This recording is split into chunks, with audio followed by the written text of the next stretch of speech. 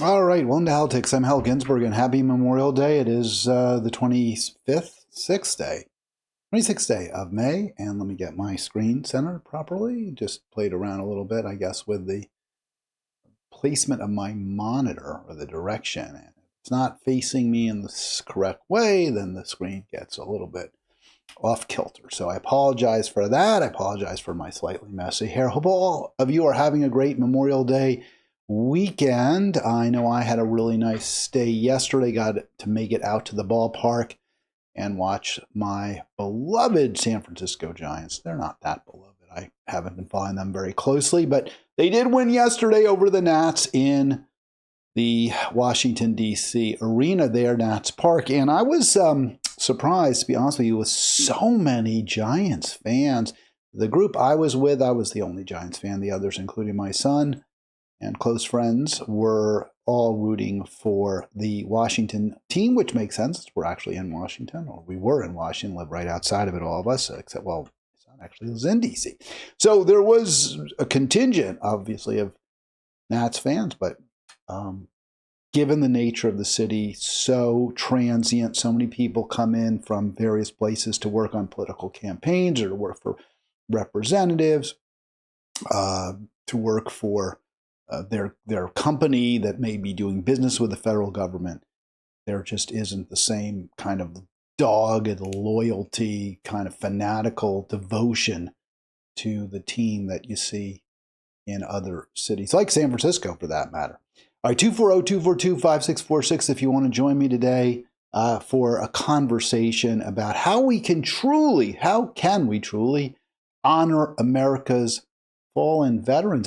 I do want to talk, as I always do, start out the program with how terrible things are in Gaza. Yeah, it's Memorial Day, and we should talk about American veterans. We should talk about our fallen, soldiers. But the situation in Gaza right now is just so horrific. Israeli strikes killed dozens. This is from CBS News today. Israeli strikes killed dozens in Gaza as controversy and concern grow over humanitarian aid. And look at that specific targeting where the people were hit by Israel. They were in a school turned shelter. So Israel not only hits the schools, of course, but also terribly the people who are now sheltering there. It's so bad. It's so wrong. It's just so heartbreaking is the only way to describe it. Absolutely, completely heartbreaking. It's not ending. 36 people killed just in that school alone. 36 people killed today. And we give you the count. It's obviously going to be somewhat, it's never complete. We never know the full number, but we have nearly 54,000, according to CBS News, killed by Israel since they began the genocide in earnest right in the wake of the October 7 attack by Hamas at the Nova Music Festival. So just terrible, terrible situation, just as bad as it can be. And we give Trump and Netanyahu since Trump took office, a count of nearly 3,800 Gazans killed, which may include 1,500 or more children. And we base that on the percentage of women and children that Israel has been killing routinely, day after day, week after week, month after month, and now year after year. It's Memorial Day, and these people that Israel's killing, the great majority of whom are civilians, so they're not soldiers. They're not people who kind of joined up with the idea, well, I'll join the military and I'll, be putting my life at risk. I understand that. I understand that there's danger that I'll face if I do this, but that's something that I'm choosing, right? I'm taking a calculated risk to serve my country, to serve, to serve Israel, to serve Gaza, to serve Hamas. That's not what's going on here. These are just people, just civilians that Israel is killing. And there's no possible way to justify, to defend it, to make it okay. What Israel's doing is just plain and simply wrong. It's monstrous. And I don't know how you get people to get that. I don't know how you get people to understand. We've talked about this before. Over and over, we see this unwillingness to take ownership, to say, yeah, what this country is doing and our support for Israel is wrong. I don't have an answer. I try. There just doesn't seem to be one. At some point, it seems like society kind of loses its ability to make moral judgment. And I think that's where we are now. We've lost our ability to make moral judgments about what's right and wrong, certainly when it comes to what Israel is doing. And it is, I think it is kind of a sign of the apocalypse, if you want to know the truth. The Baltimore Sun did a pretty nice job, I think, today. And I had stopped subscribing. I was subscribing online to the Baltimore Sun. In fact, all my newspaper subscriptions now are online. I don't have any that are, by hard copy paper. We used to get the Washington Post in paper version, but no longer. But I just renewed it because I felt like I wanted to really sort of highlight this story, and I didn't feel right highlighting it without a subscription. And the Sun makes it, to their credit, I think they're right to do this. They make it hard to get, to read their stories if you're not a subscriber, if you're not a paid subscriber. And why not, right? I mean, they provide it. You should be paying for it if you're going to read their work. So they honor this young man, Jacob Mullers is his name, Jacob William Mullers. You can't really read the name, but that is his name, a gentle giant. And he was killed in training among honorees on Memorial Day. So a number of Maryland soldiers who died in the past year are being honored. And I want to say I give, I think one thing we can say that's kind of positive, that's kind of a good thing, at least with regard to the United States, we're not engaged in hot wars. Our soldiers aren't getting killed overseas right now. It is true we're promoting wars against Russia, although I think Trump's really trying to stop that, right? He's really trying to pull back our support for the Ukraine-Russia war. But of course, because of his greed, his cupidity, and his, I guess, sociopathy. I mean, there's a side of him that I think does want to stop the killing, but there's also a side of him that wants to get profit out of it. So he's trying to leverage the fear that Ukrainians have of losing the war to Russia, leverage that into getting control of their minerals and having bigger and bigger say over the way the country operates, which is terrible, which is just terrible. And that's what our politics is reduced to these days. But we are supporting that war still. I think we're still selling lots of weapons to Ukraine and obviously giving Israel everything it wants to perpetrate genocide. So that's monstrous. But our soldiers, our young men and women, our women and men are not being killed overseas. And that's why you see on Memorial Day, the tributes are to many soldiers who died during training, who died in accidents, who died during maneuvers.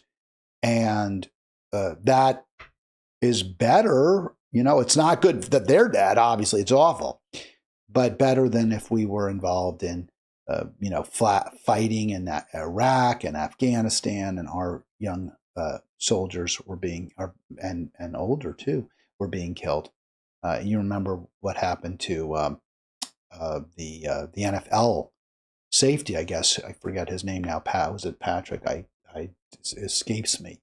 Who was killed in a firefight in I believe it was Afghanistan. He was a Marine. So, that's awful, right? And that's a lot more dead when your soldiers are deployed in the field with guns, shooting at people with guns. That is terrible. Pat Tillman, by the way. Pat Tillman is who I was thinking about, the Army. And not a Marine. I thought it was a Marine, Army Ranger. So there we got that right. Robert Reich. I've been featuring him a lot. I've been talking a lot about Robert Reich on Halitics. And I want to note that Reich did a very moving piece about Memorial Day, on Memorial Day, to honor a former classmate of his. And I looked it up. He doesn't say in his piece where he went to college. For some reason, I had thought, I don't know, some reason, but I thought he had gone to Harvard, but he didn't. He actually went to another Ivy League school, Dartmouth, and he talks about a young man with whom he was friends and dorm mates at Dartmouth, named Robbie. And it's very powerful. It's very it's very moving. And so I want to just feature that a little bit and then talk about where I think, sadly, but totally expectedly, Reich goes off the rails. So here it is, Remembering Robbie, a Memorial Day reflection. And I was like, I did a double take because obviously his name, the writer, the author's name is Robert Reich, but his friend here is Robbie. And he talks about how when he first met this young man, they were freshmen, first years at Dartmouth, Big Green there in Hanover, New Hampshire. Beautiful, beautiful campus, by the way, beautiful school. Although it gets really cold. Not as cold now with global warming as it used to be, but it's still cold, a lot of snow. Beautiful, beautiful place. The fraternity row there is just gorgeous. I don't know if Reich was in a fraternity, but he might have been. I don't know. Doesn't mention that. He says he opens this, and this guy, Reich, is a really good writer. You know, I criticize him because I view him as just a Dem apologist in the end. Ultimately, he's a Dem sheepdog. He's ultimately in it to push people to keep, leftists as best as he possibly can within the Democratic fold. So I'm going to just be real upfront. That's the part of the problem. But this guy's a really good writer, and he's got a lot of talent. He's got a huge following. Wouldn't it be nice if he would support true progressives, not Democrats?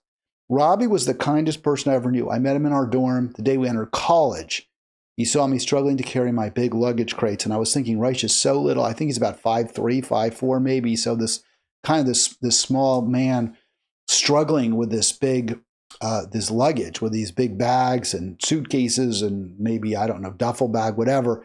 And he says crates. So Robbie grabs one and hauls it up. So just immediate act of kindness.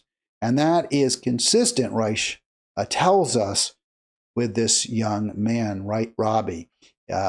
He says he could see that Reich was lonely. He had just come into this, he was just moving in. He had no one to hang out with. Robbie invites him to go out. He says, let's go eat, right now. He was intuitively kind. He combined a remarkable warm heartedness with a degree of compassion I had never known before. And it wasn't just to me, it was to everyone. We all admired and depended on him. And then he dies, right? He went missing in action, or we don't know. He just went missing, and his body's never been recovered. So very powerful, right? I mean, it's minimalist. He introduces you to this young man, Robbie, describes an act of generosity, of kindness by Robbie, and then he just tells you he's gone. We lost him. And we lost him because of a war, because, he was a soldier. And it was a terrible war. That's the immediate implication. And then Reich brings you even further into it, but it's very powerfully described. And you don't need a lot. And then he goes on to tell you, and I think this is what I would say is perfectly appropriate. It's the right message on Memorial Day. We don't want our young people dying or going missing in war, period, if we can avoid it. And especially in a terrible war like Vietnam, which he describes correctly as one that was absurd. It was sold with lies, and it was incredibly wasteful. Millions of Vietnamese lost, 58,000 Americans. We celebrate them, we commemorate them, we honor them on Memorial Day, along with all who have fallen serving our military. That's what Memorial Day is about. So I think this is a perfect vignette. It's a perfect anecdote. It's a true story. It's a story that we can all relate to. And the message that I take from this is, yeah, let's not be involved in these terrible wars. Let's not lose people, young people who could give us so much, who have so much to contribute, so much to offer us. And yet, they're pushing up flowers, and it's just as sad and awful as it can be. And so that's the message that I get right there. But it's not quite, and I think this is an incredible indictment, frankly, of this guy who can write really well, write movingly. That's not quite the message that that Reich takes from the story. Instead, he uses it as a bludgeon against Trump. And I mean, Trump's terrible. Fine, go after Trump. I'm going to play a clip from Trump at West Point over the weekend where he's just such a clown. He's a buffoon. He is an embarrassment. He shames our country. But to use that story about a war that we shouldn't have been involved in, that was sold based on lies against Trump, I think is very disingenuous. It's the wrong message that you're taking from it. He goes on and says how Trump said, why would I go to Vietnam? I'm not going to fight there. I'd be a fool. And he's kind of right. He would have been, if you could get out of it. I'm not saying that Robbie doesn't deserve great. He was a hero. Yes. He gave his all, and he did it for the right reasons, at least according to Reich, because he thought it was the right thing to do. He thought he needed to do it to serve our country, his country. He wasn't in it, as you can see from this the bottom paragraph on your screen. Robbie was never in it for himself. He did what he did because he felt he had an obligation to do it for the nation he loved. So that's the ultimate sacrifice. I don't know if we call him a hero or not, but certainly incredibly patriotic. And it's the opposite of Trump, who never sacrificed anything for himself, for our nation, who never put our country first, who put other people first. I get all of that. But if the message is we don't want, and I think for me, the ultimate takeaway is we don't get involved in terrible wars. We do everything we can to make peace, not war. Then I don't know how you can use that to indict Trump in this case. Now, he does mock him. He says, look at how terrible Trump is putting himself first. He's going to Vietnam for this business venture, which is despicable. It's incredibly corrupt. He's using the most powerful office in the world to enrich himself, to make himself even more powerful and have more things, right? Using the power to give himself more in a world of terrible scarcity where there isn't abundance and where we can't even afford abundance, which we'll talk about later this week. It's all part of this global money-making enterprise that no family of a sitting president ever attempted on this scale. Well, obviously, we know other families, like, for example, the Clintons, have engaged in various money-making schemes. Now, you could make a distinction and say, well, it was mostly after Clinton was no longer in office. You could say that the Bidens, who were also involved in enriching themselves, putting more money in their pockets, did it on a much lesser scale. So it's true. What Trump is doing is terrible. But I think Reich is a little bit off here to use this Memorial Day tribute to Robbie to attack Trump because Trump didn't fight in Vietnam. I mean, Robbie's death was ultimately senseless, was meaningless. He may have done it for good reason, but the war itself was wrong.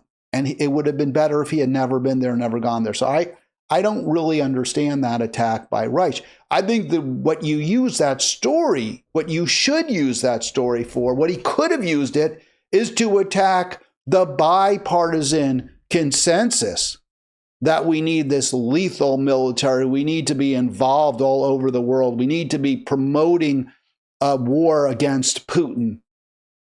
We need to, and it's bipartisan. And I know Reich doesn't even agree with this consensus. We need to be supporting Israel and its genocide. He doesn't support that. He could have used this vignette to tell us just war is so terrible, it's so wrong, and except in very, sometimes unique circumstances, like certainly when you have a Hitler and you do need to, stop them. Yeah, you fight, you're attacked, you respond. But it's a very rare situation, right? And I know a lot of people will say, well, that's like Ukraine. It's not. It's very different. We provoked Putin. We absolutely did. We pushed into his sphere of influence. He legitimately had concerns about the autonomy that Russia would enjoy.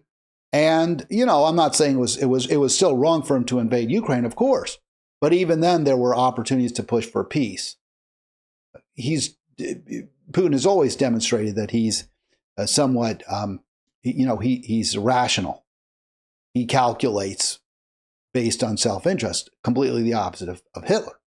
So, except in very rare circumstances, like when you have a Hitler, it is almost always better to push for peace. And that should be, and I think that's the message I actually got from Reich's article. But it's not the one he ultimately went with, right? It's not the one he tried to push. He tried to push, well, Trump's corrupt. Trump's family is evil. Trump is not a patriot. Trump doesn't care about America. And okay, that's all true. I get it. But that's not the Memorial Day message you're presenting to us. That's not the meaning of your story, the ultimate takeaway.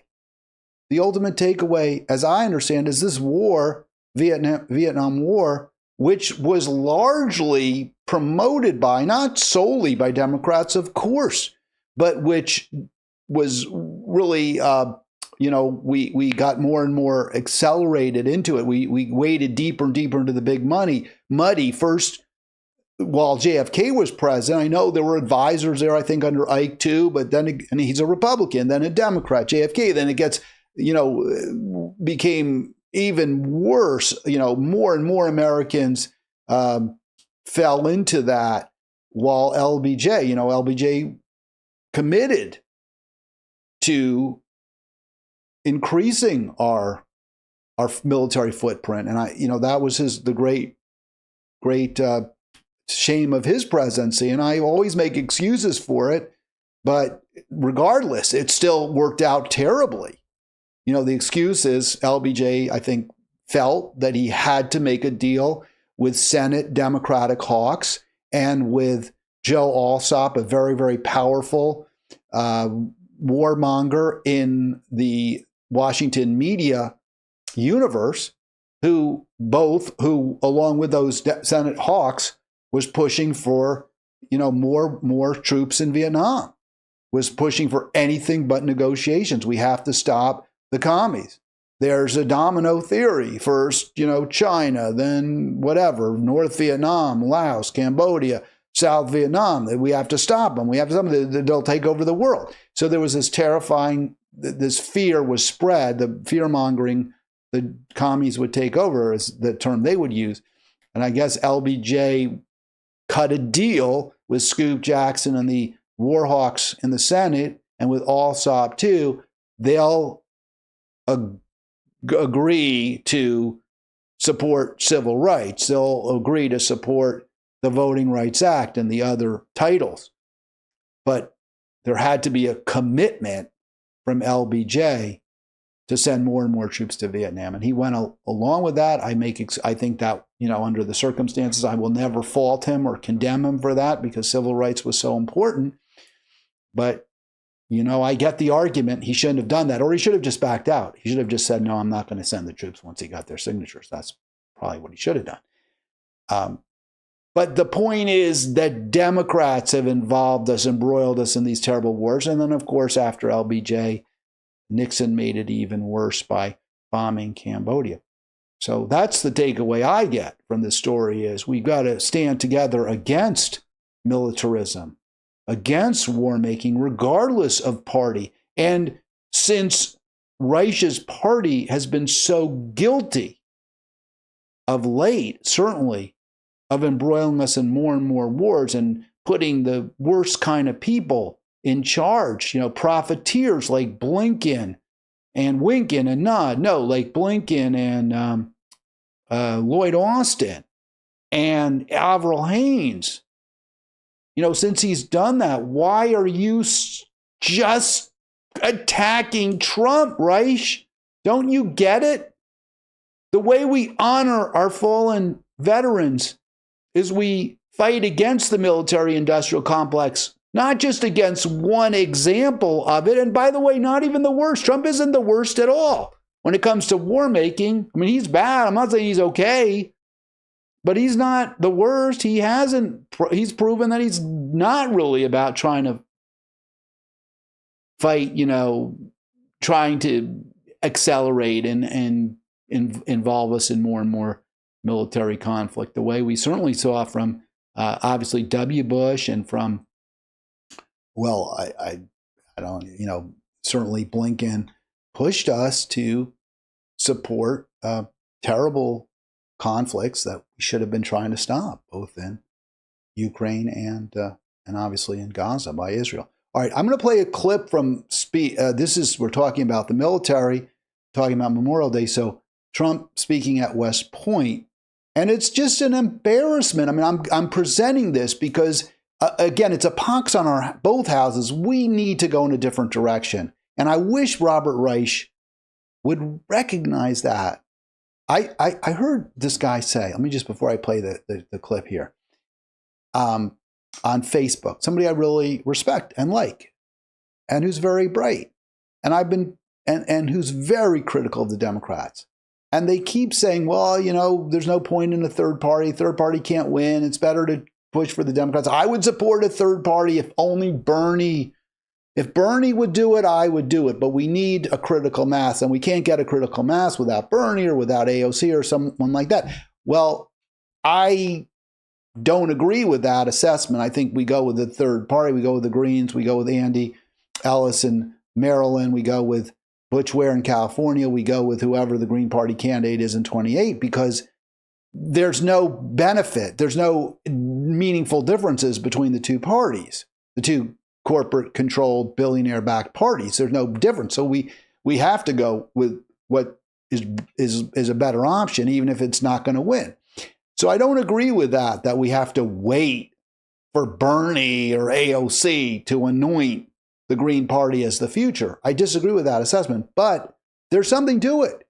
If you can get bold-faced names, people who are real clout, who are highly respected among, maybe millions of people, if you can get them to say, yeah, we've got to vote green, then that can move the dial.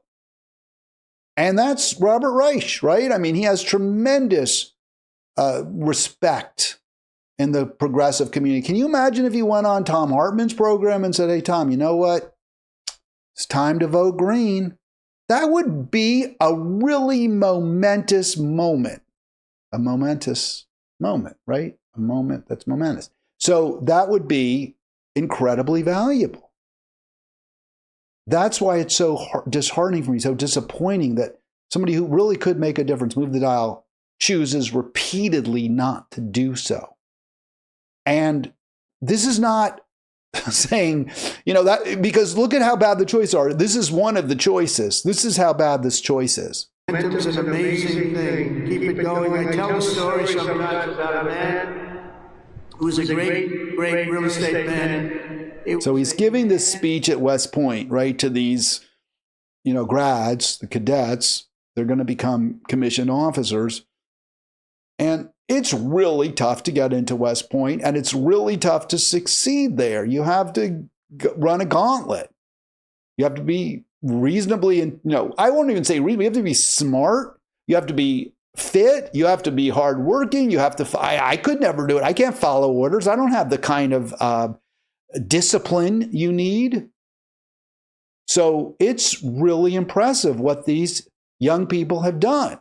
And then you get this buffoon who can't even, and people are saying, well, he's mentally ill. He said, no, this isn't like Biden, right? It's not, he's not demented like Biden, but he's, he can't keep his thoughts straight. He's obviously got some ADHD himself. Here we go. Who was admired for real estate all over the world, actually, but all over the country.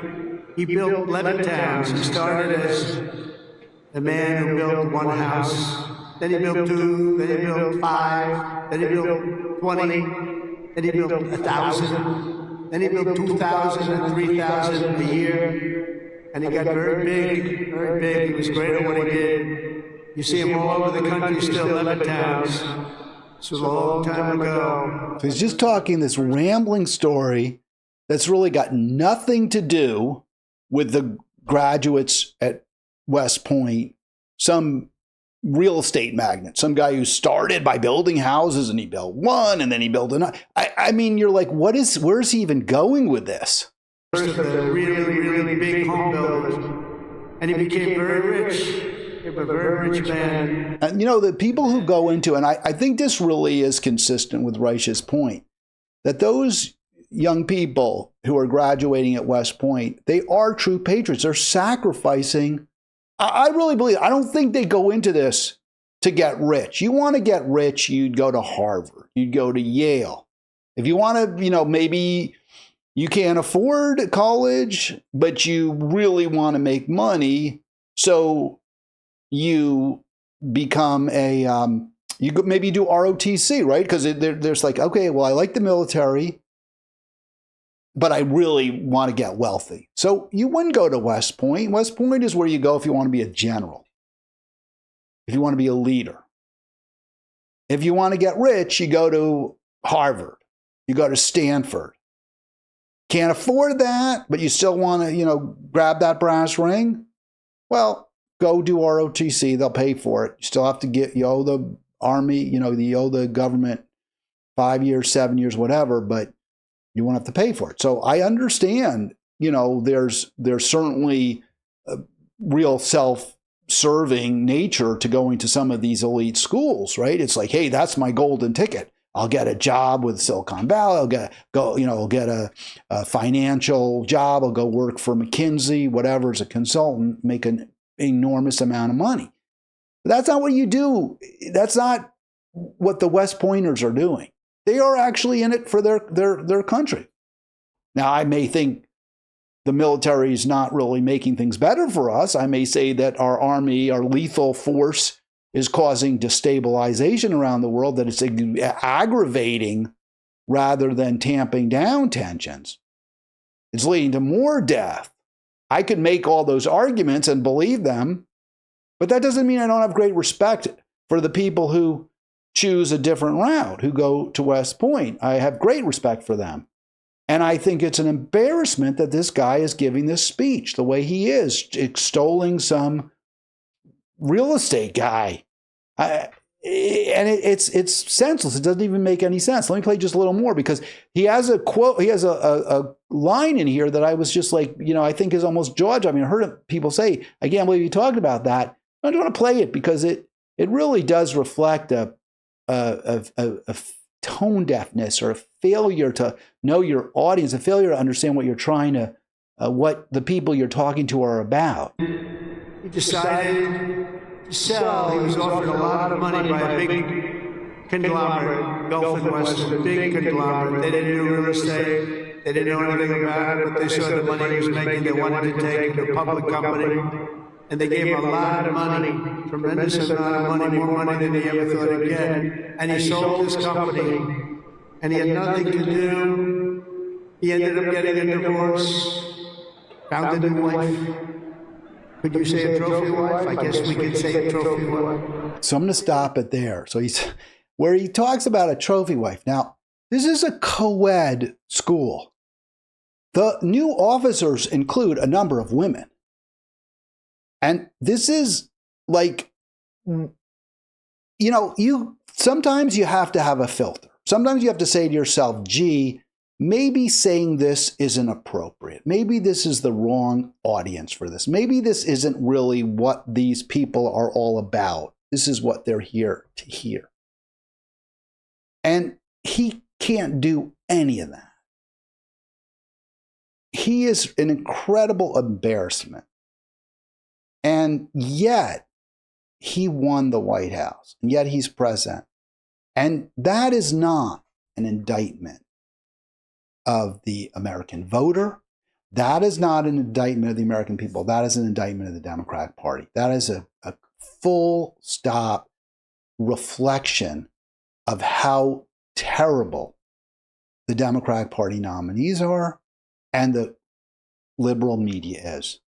That they promote people like Joe Biden, like Kamala Harris, who are simply no better on policy, or at least in many areas, just as bad, is probably a better way to put it, on policy as Trump is.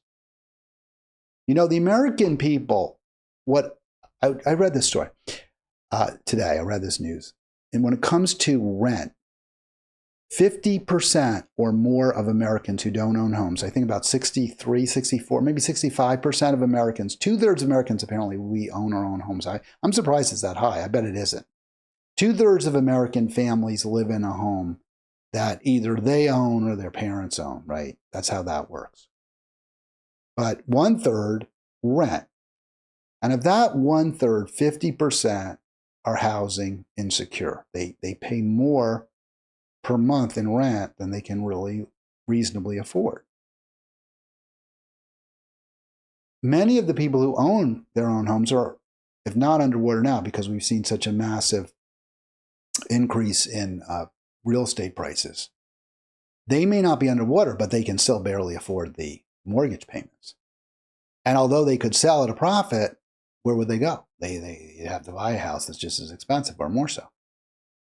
So these are the kind of challenges. Just feeling secure in your own home is a challenge that Americans face. And they're going to say, who cares? You know, Trump talks about a trophy wife at West Point. All right, it's crude. The guy's classless, obviously. But what do I care? I care about staying in my house. So somebody who embarrasses our services, our service members, who embarrasses himself, is really, understandably elected president. And that's what Robert Reich should talk about. That's what he should be discussing. He should be saying they're both terrible. They both lead both parties to terrible outcomes. But instead, he told you had to vote for this person. And America, we must also be steadfast in advancing our security and values abroad. As Vice President, I have confronted threats to our security, negotiated with foreign leaders, strengthened our alliances, and engaged with our brave troops overseas. As Commander-in-Chief, I will ensure America always has the strongest, most lethal fighting force in the world. All right, so we had the strongest, most lethal fighting force in the world since World War II. And that didn't prevent Robert Reich's friend, Robbie, from being killed in a senseless war that we never should have been involved in. She says she's confronted threats to America abroad, overseas. There aren't any. There's no threats to American hegemony. The only reason Americans are at risk is because of the way we treat people around the world, because of the way we lord it over other countries, the way we support American corporations and other companies as they loot and pillage. That's why our interests may, if you want to call those our interests, are at risk. That's why Americans may sometimes face danger. And Robert Reich supported her in the last election. On this Memorial Day, he only has words of approbation. Is that the right word? I'm sorry. He only has words of condemnation against Trump and the Republicans. And that is a big reason we're in this terrible, terrible situation. Yeah, he only has words of, I guess, reprobation. His words for the Democrats are all approbation. And that's not working. That's not the solution. That's not going to get us where we need to go. That's going to continue us down the wrong road. We know, according to AOC, right, that Kamala worked tirelessly for a ceasefire. Except the problem is, according to the Israeli president, or the Israeli, one of the ambassadors, never once did Harris Biden threaten Bibi with the loss of support if he didn't agree to a ceasefire.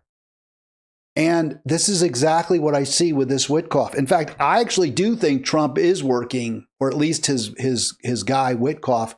Witkoff is there. You know, Blinken was never pushing a ceasefire. Blinken and the Biden-Harris team never gave any push right whatsoever. I guess at one point they stopped selling bombs. The biggest bombs, the 1-ton bombs. But that was it. Witkoff really is out there trying to reach a deal. This is from Al Jazeera. He's working hard. That's Trump's boy. But it doesn't matter because Trump's not going to say to Netanyahu, we're not going to give you, I don't know, maybe he is. Sure doesn't seem like it. He's given Netanyahu everything he wants. He's been even more forthcoming. He gave Netanyahu the 1-ton bombs that Biden put on hold. So this is meaningless. I hope it happens. I don't see how it can happen. Israel's just going to keep killing. On Memorial Day, the right way to honor fallen soldiers is to stop wars. And at some point, there's going to be more because the killing will not end. There's going to be more anger, more resentment. We're going to get attacked. At some point, I wouldn't be shocked at all. I would be surprised. There have to be terrorists plotting to attack us. You want to honor Bob Reich? Robert Reich, you want to honor your buddy from Dartmouth? Tell your Democrats they have to stop supporting the military. You know, they have to cut military budgets. They have to demand an end to support for Israel and Ukraine. You know, that only pro-peace, using weapons, using our fiscal policy to foreign policy to promote peace. Say that you're not going to support Democrats in the next election. You're going to take your ball and go home with it. You're going to support the Green Party candidate if you don't see a true commitment to peace by the Democrats. Say that. That would be the way you honor our fallen veterans. And another way to honor our fallen veterans is to promote peace with the environment, to promote a beginning of an end to ecocide. Wars are being fought now, and so much of the destabilization in the Middle East is water. You see the Israel expanding in part because there's desertification everywhere. So you get more and more land, but it yields less and less crops, which means you need to take even more land. You need to push even more people away off of their properties if you want to, inherit the future. Wes Moore vetoes key. This happened Saturday. This story came out. I guess he did this Friday. I heard about it Saturday when I was at a Andy Ellis for Governor meeting, and I was very impressed with Andy, and he talked about this. So we talked about how Moore also vetoed, I talked about this with Carlos, he vetoed the reparations bill, which I think was wrong, and I've come around on that bill to a degree. I wouldn't champion it. I don't know that I would sponsor it, but I would vote yes, because I think in the end, any bill that reduces poverty, that addresses the plight of the poor and the struggling, even if it doesn't do it in the way I would prefer, which is comprehensive, which is in a colorblind manner, or addresses, treats poor people in a who are similarly situated the same way.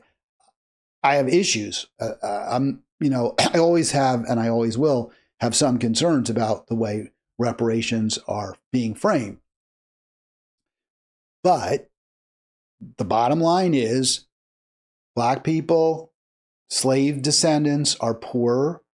Their lives are tougher. They live shorter. They have a shorter longevity than other Americans. And surely, whether you can draw a direct line, and I think you can, from slavery to that situation now, or you can't. These are people who disproportionately need our help, who disproportionately need government assistance. So I support the reparations bill, even if it, again, wouldn't be my chosen vehicle. I think ultimately it also makes other essential anti-poverty bills much more likely. Well, Wes Moore vetoed it. He shouldn't have done that. He was wrong to do that. And he also vetoed this key climate studies bill, reversing course on environmental justice commitment. So Governor Nix, a serious Democrat governor who's being touted, by the way, as a top choice for president in 28. Who was it? I heard someone say they thought Wes Moore was going to be president in 28.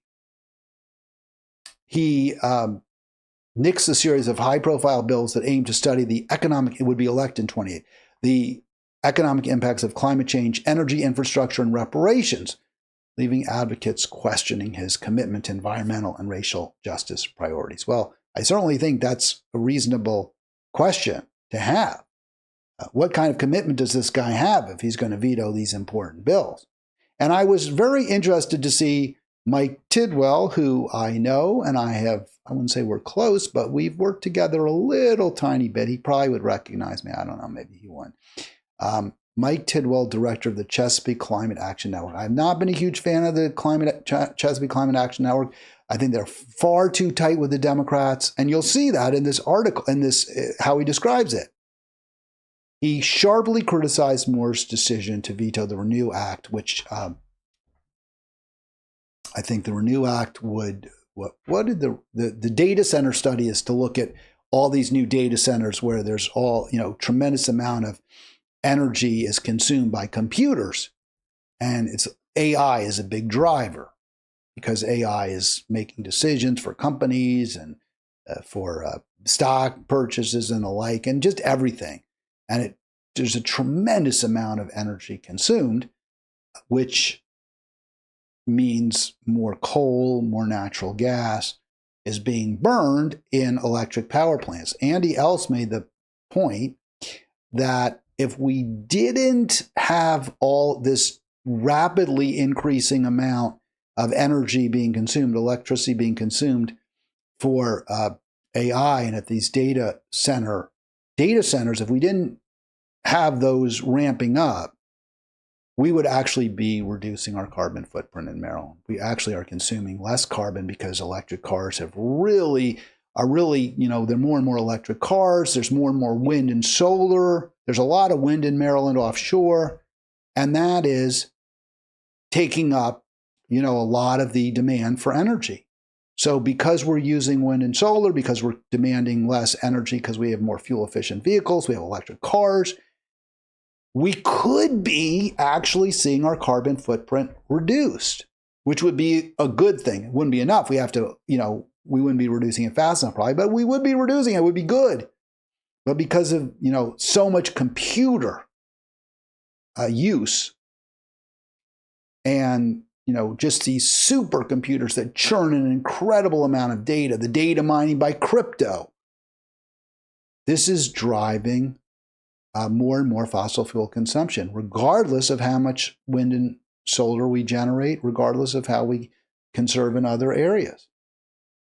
And that's what the study would have shown. I mean, it would have, that's what everyone says the study would have shown. And the study would have said, the recommendations would have been, we got to move away from these data centers. We got to figure out other ways. We got to be more efficient with our computer use, and we should use even more solar and wind. But that message is not one that the fossil fuel industry wants to hear. And it's also not one that the computer industry wants to hear, because if the computer industry, is correctly identified as a major driver of the climate crisis, of the resulting ecocide, if we correctly identify it, then we're going to demand that they pay more. This is an incredibly profitable industry. The profit margins of companies like Apple, 40%, 45%. We're going to say, no, you use all that electricity, you got to pay a lot more for it. Unless you figure out what, and what that would do, it would cost them money, but it would also force them to be more efficient. So that is the right answer. But they don't want to have to be more efficient. They don't want to spend more on energy. They're happy with the way things are right now. So they push more on their, hey, you want to be president? You're going to want Silicon Valley support. And one way you won't get our support is if you start doing this nonsense where you start looking into the causes of high electricity consumption and how to reduce it. So there's Governor Moore.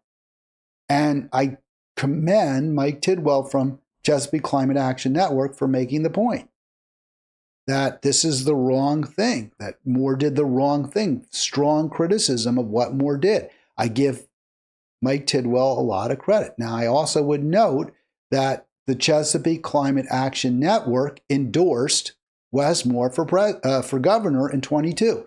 Now, I look to see, this is in the general election against, I don't know who the Republican was. I can't remember their name. This was for the general election. It was not for the primary. They did not endorse Moore in the primary, the Democratic primary. I don't think they endorsed anybody, which was the right decision because there were no really good candidates except maybe John King. I don't know how good he was on the environment. I think they should have endorsed him probably, but they didn't.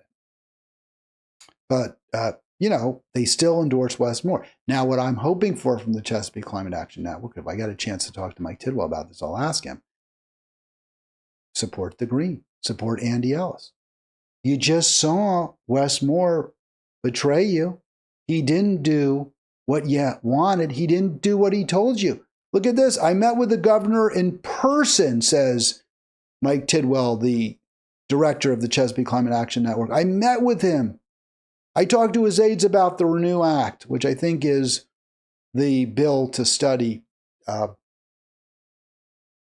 to, cut back on consumption. The data processing is how much electricity are these data processing networks using. That's to stop it. The Renew Act is how do we cut back? How do we consume less? And I spoke to him about it. There were no objections. I thought they were going to vote for it. I was blindsided, he said, by the veto. He says it's ridiculous. He claims it's too expensive. It wouldn't cost anything. The polluters would pay for it anyway. So my question to you, Mike Tidwell, is this enough for you to say, yeah, the Democratic Party is a party of the ecocide? Will you now support the Greens? I hope so. I hope you'll support the Green Party. I'm not holding my breath. But remember what our friend told us on social media. I'll support the Greens when Bernie supports the Greens, when we get a critical mass of influencers to support the Greens. I'm saying, Robert Reich, you should support the Greens. You don't like pointless wars sold on lies, like the Ukraine-Russia war, like, obviously, the Israeli genocide. You don't like those. Why don't you, therefore, abandon both parties and become a Green Party, supporter? That would help build the Green Party. Mike Tidwell, you have a huge footprint in terms of influence in the state of Maryland. You have a lot of cred as the director of the Chesapeake Climate Action Network. Why don't you, say, hey, it's too late. I'm done with the Dems. It's too late to keep supporting them. We don't have time for this anymore. I'd love to hear you do that. I'd love to see you do that. We just can't keep going in the direction we're going. 240-242-5646. 240-242-5646. Before we get out of here, I just wanted to, this was a post that kind of jumped out at me. And I always, I start to get so frustrated because I think some things are so obvious and you can't persuade. I don't know what to do. And I see a lot of memes and things on social media that I don't think are always understood to be just complete nonsense. So I wanted to just share this. So this is one of those, and I've said this, I like these kind of groups where you can just say whatever you want. There's no pushback, there's no filter. As long as you don't insult people, right? You shouldn't be allowed to insult, but everything else should be fair game. So what Casey says here is the degree to which we've accepted that housing should be a mechanism for wealth generation is horrifying. I want to say I agree with that. I totally agree with that. Housing should be a right. It shouldn't be something like, oh, well, you buy a house and you expect you're going to get rich, right? Or you'll be able to sell that house to someone else for more money. It'll outpace inflation. You certainly want people to have value in their homes. It is a value. It's a valuable thing. But to see what should be viewed as a right, as something that, well, I got to make money off of it. No, that's problematic because in the end, prices keep going up and up. Someone's not going to be able to buy that house. People will not be able to afford housing. And the response was, I agree with. Even as a homeowner, now I didn't write this, but Ken Likes Board Games responds, even as a homeowner, I think this is insane. And then they propose a solution because the problem the ultimate problem here that's being decried is how expensive housing is. People buy a house and they're going to flip it. They're going to make more and more money. Now, people are going to buy houses. They're going to sell their house at the highest price. That's just what we do. Human nature is you have something.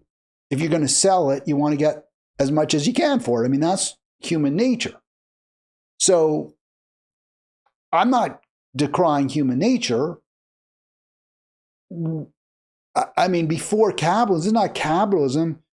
People would trade things, right? You trade one thing, you try to get something better for it. And the person you're trading with is also trying to get something better for it. That's just who we are.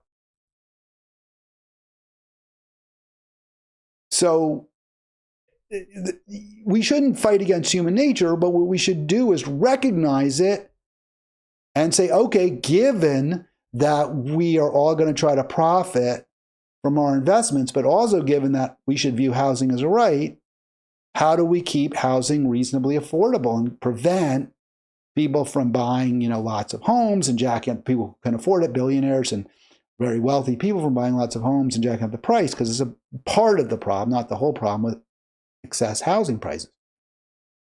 So this guy, Ken Likes Board Games, proposes, even as a homeowner, I think this is insane. Homes that are not anyone's primary residence should have like double or triple the property taxes. I kind of like that idea. I think it makes sense. And there is something to it, right? I mean, if you live in, for example, where I live, I get a bit of a price break on my property taxes because it's my primary home. I know that when my mom had a second home, her property taxes were higher than the people who lived in that same community who were there throughout the year. I think that's appropriate. We want houses to be occupied by people who need that house to as their place to live. I agree with that. And what Ken Likes Board Games is saying is, Not just a little bit, not just 10% more, 15%. They should have to pay double or triple.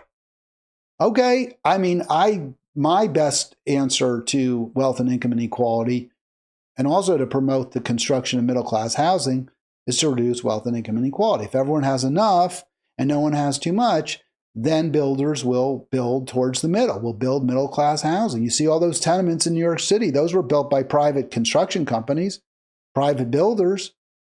They build this housing, those tenements. You know, people, it doesn't sound so attractive, the term tenement, but these are incredibly solid buildings made of brick, 5 stories, that have been around for 150 years. They were built so well. And they were built for day laborers and working class people because they made enough money to afford them.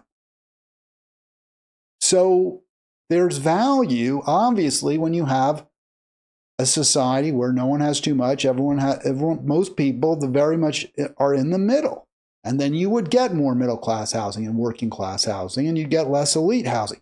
That said, you would still need government. There were homeless people, obviously, in the 19th century and the 20th century. Look at some Otto Bettman stuff from his book, The Good Old Days. They were terrible. There were homeless people in New York City, 150 years ago, even though housing was probably more affordable. 130 years ago, even. There were a lot. You need government policy. You need government housing. It's critical. It's critically important.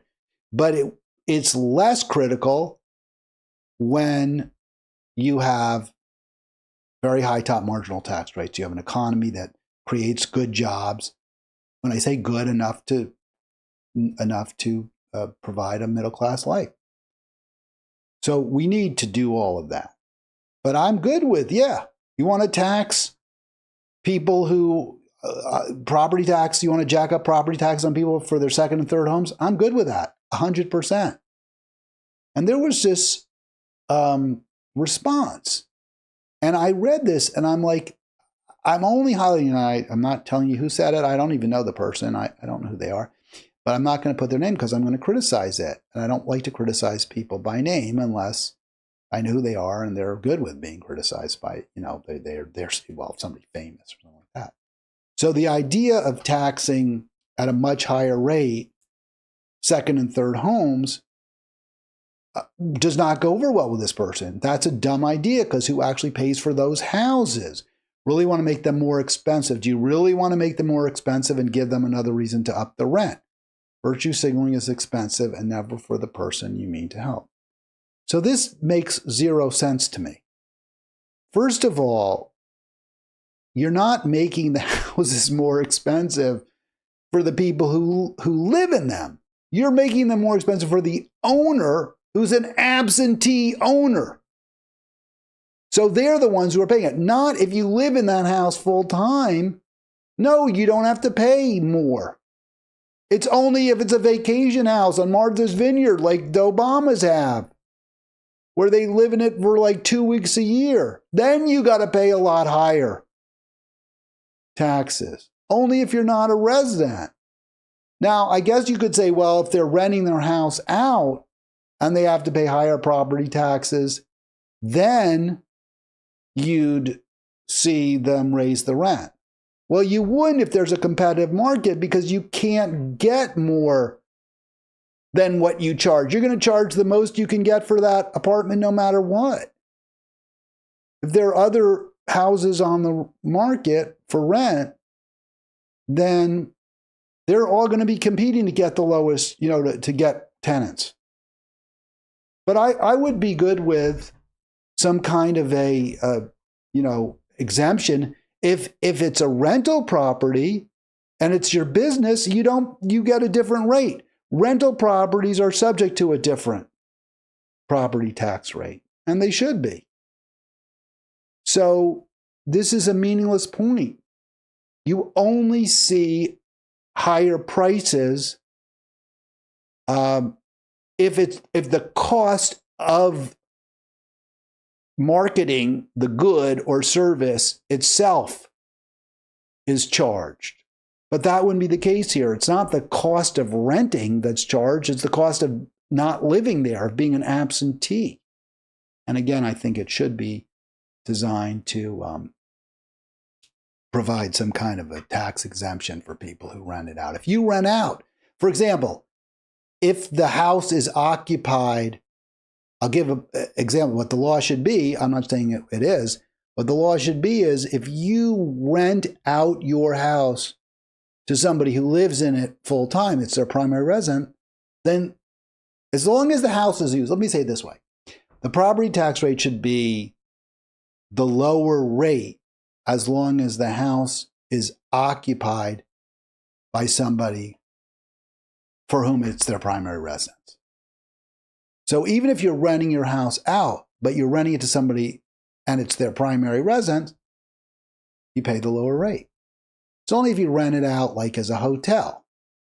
You rent it out to other, like the Obama's house in Martha's Vineyard, it's what, a $20 million house. Maybe you rent it out for 2 weeks in July and 2 weeks, you're there in 2 weeks in July, you rent out for 2 weeks in August, you're there for the 2 weeks in August, you rent out for that. Then you got to pay that higher property tax rate, 100% on that. But if you're renting out a 3-bedroom, 2-bath to somebody who's living in it full all year round, no, pay a lower tax rate. All right, 240-242-5646 is the phone number here. Before we go, and I just gave this response. If you did that, if you raised property taxes on second and third homes, they would not be more expensive to purchase. They might or might not be more expensive for renters, only more expensive to rent if the law didn't provide a exemption for people who are full-time residents. But what I really prefer about this law is that if you have a 2-tier tax system so that primary residents pay less than those who are using the house as a vacation home, then the house will be actually less expensive for the primary residents because there'll be less demand from people who want to go vacation there because they're going to have to pay a much higher tax rate. So they'll say, you know what, this house is too expensive for me because of the taxes. So I'm not going to do it. But the primary resident isn't worried about that because they're not paying the higher tax rate. And now they don't have to compete. They don't have to bid against somebody who's looking for a vacation home. So this actually would make it a little bit less expensive in some markets for people. So I think that it's worth it. Why not? All right, final point, we're going to go. Trump tweeted this out, and he got a lot of, that speech he gave at West Point was ridiculous. He's a clown. He's just a total clown. And this tweet is pretty clownish. And yet, there's something to it. So he says, I'm considering taking $3 billion of grant money away from a very anti-Semitic Harvard.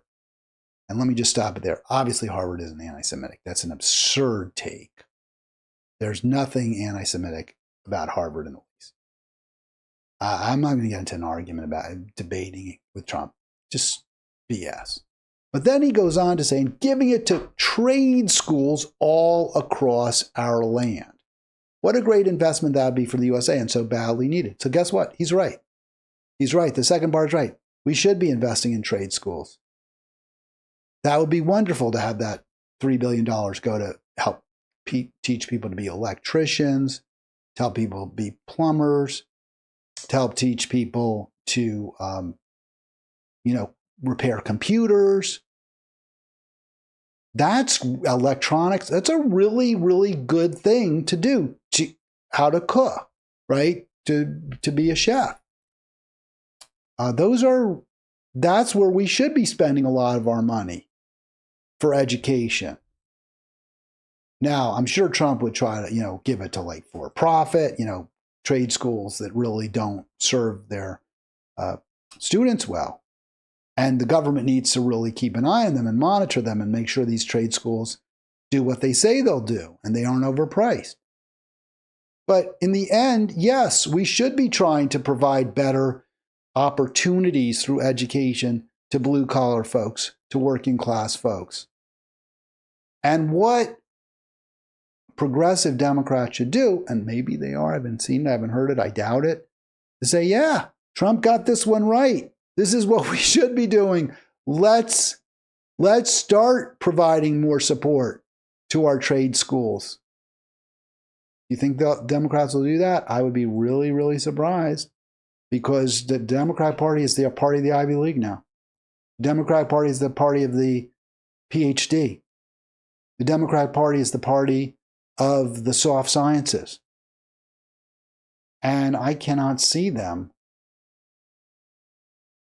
The Democrat Party is the party of a Chuck Schumer saying, yeah, for every vote we lose in rural Pennsylvania, we'll get 2 more in suburbs of Pittsburgh and Philadelphia. And you can replicate that over and over and over. So the suburbs of Pittsburgh and Philly, those are the people who go to, maybe they don't go to Harvard, they go to Pitt or Penn State. They don't go to training school. They don't go to a business college. And those people don't presumably care about giving money to vocational schools. So I don't know that the Democratic Party will embrace that, but they should. They should. All right, that's going to do it for me. We'll be back tomorrow. Tomorrow is an Arlen Tuesday. Looking forward to that, of course. And yeah, the question we asked today, how can we best honor our fallen veterans, and spelled correctly there? I'll be back tomorrow.